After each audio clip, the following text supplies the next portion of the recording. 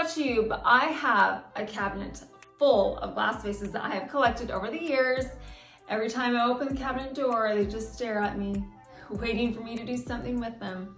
Today, one of these vases gets to get a makeover. I'm going to spruce it up by adding some glass etching to the front.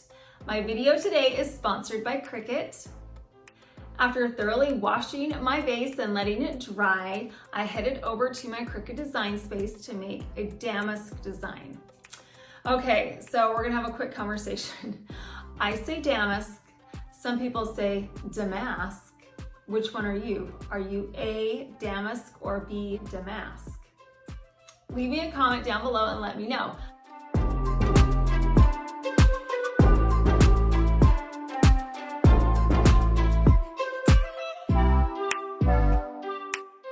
To get the correct size, I measured the front of my vase so I knew how big to make my stencil. In my Cricut design space, I went to New Project, then I clicked on Images. In the search bar, I typed in damask. Several options came up. They had such a wide variety of beautiful choices. I settled on this one. I selected it and then I put Insert Image. The image transferred to my design space. Since we had measured the front of the vase, I knew the exact dimensions I needed and I typed them in at the top.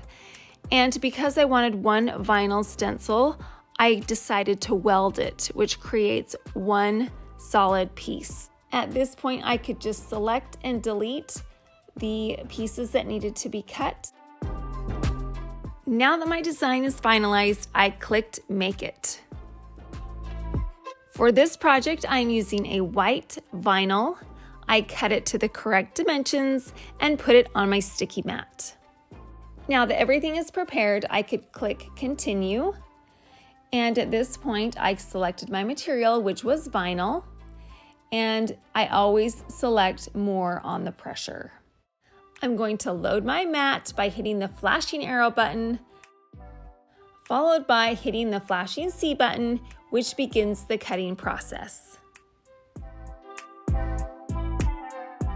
Once the cutting process is complete, I'm going to hit that flashing arrow button, which will release the mat, and then I'm going to hit Finish on my computer.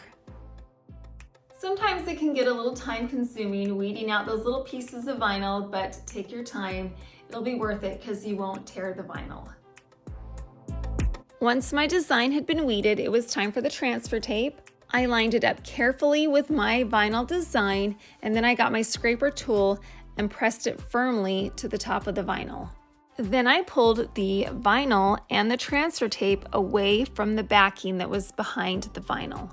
I laid my vase down flat and put my vinyl design directly in the center. Then I got my scraper tool and I scraped it firmly to the vase. Then I removed the transfer tape. I used my scraper tool to press the edges of the design firmly to the vase. If you haven't used etching cream before, it is seriously such a piece of cake. I purchased mine on Amazon and it came with a bonus paintbrush.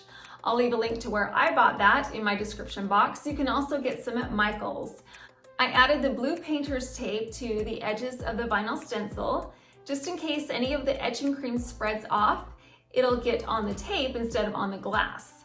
At this point, all we're gonna do is take our etching cream and our paintbrush and get a liberal amount and spread it all over the top portion of the stencil, making sure that all of the glass that we want etched is covered. Once everything has been covered, let it sit for 1 minute, and then I took it over to my sink and I rinsed it off thoroughly. I got a wash rag and I wiped off all of the excess cream, and then I blotted it dry. After that, I took off my stencil and the blue painter's tape. Some of the parts were really hard to get off because they were stuck on the vase really well, so I got my weeding tool and that helped pull up those sticky vinyl pieces. Once all the vinyl was removed, I gave it one final rinse and then dried it completely. The subtle design is really hard to see unless you're looking really carefully, so I put it in front of my window so the light will shine through and you can see the design. Isn't that gorgeous? This is one of those little design details that make a piece custom and unique. Inside of my vase, I added some pink peonies and some white florals. Now, because the vase is glass, you can see through it, you're gonna be able to see the stems. So just make sure that you put those in kind of an organized kind of a way because you will be looking at those stems. So this lucky vase got pulled out of the cabinet and got a makeover today. A little etching cream and a stencil transformed this plain vase into something beautiful. My video today is part of a Valentine collaboration. There are several other very talented and inspiring ladies that are going to be doing some Valentine decor. I'll leave a link to the playlist in my description box so you can check out everyone and see what they made for Valentine's.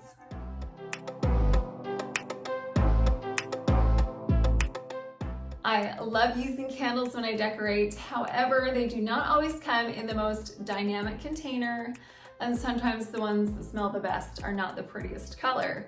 So in order to overcome both of those obstacles, I'm going to embellish this vase and we're going to make it be a candle holder for our candle.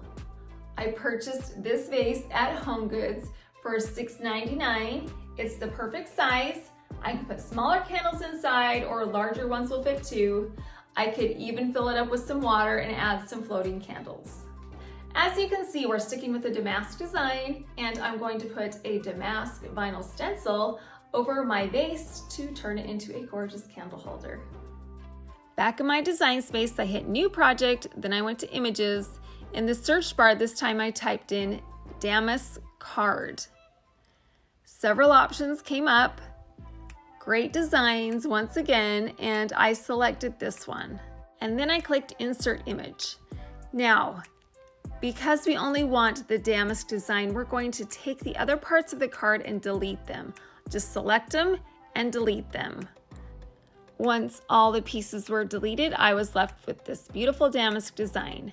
I hit the unlock button so I could choose the correct size that would fit onto my vase.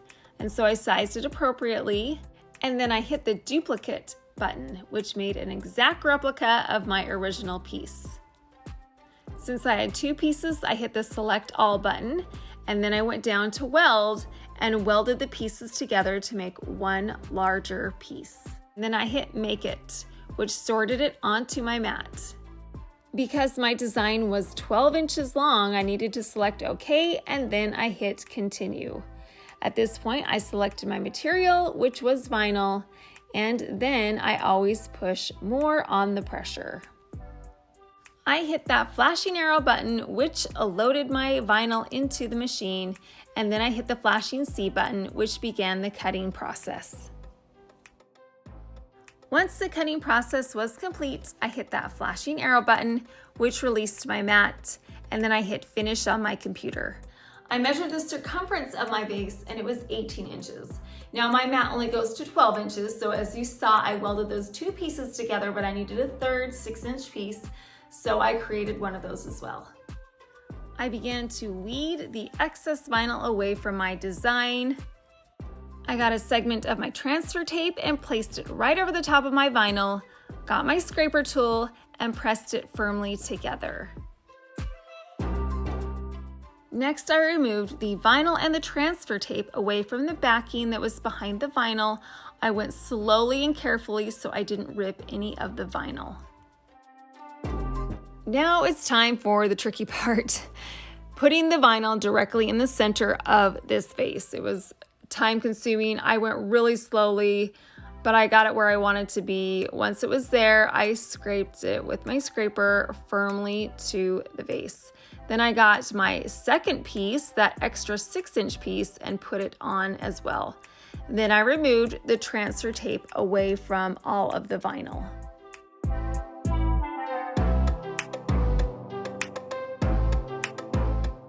Just by adding a beautiful design, we have a customized piece that will fit into so many designs, and it's an affordable price.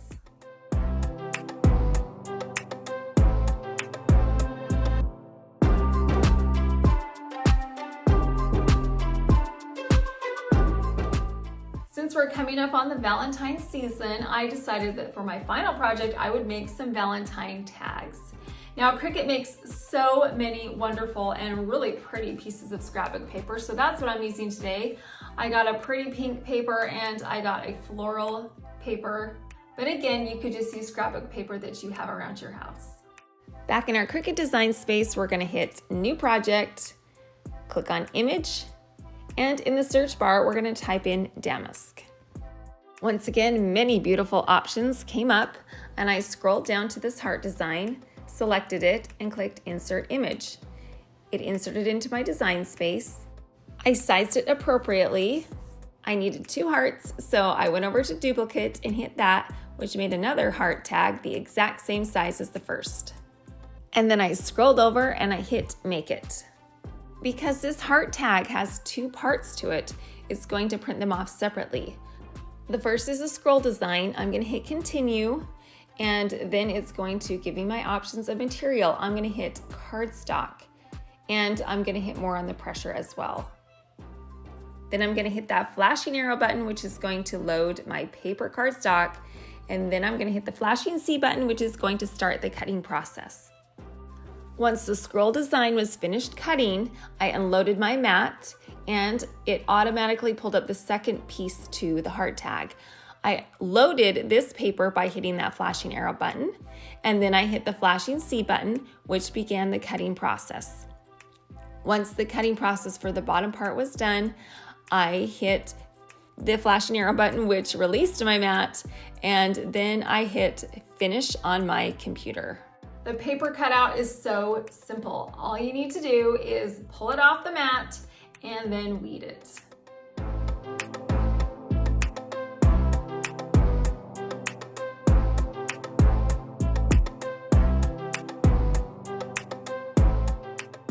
I like instant gratification, so I'm going to be using double-sided tape instead of glue to adhere the top portion of my tag to the bottom.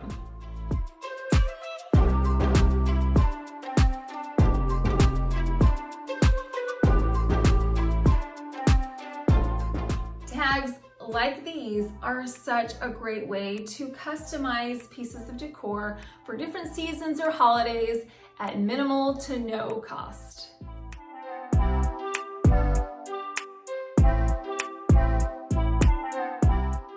Now that we're all finished, let's place all of our damask designs together. I placed my pretty glass etched vase with the florals inside of a large rectangular lantern. On top of my lantern, I put a big bow with some cream and gold ribbons, and of course, a damask ribbon.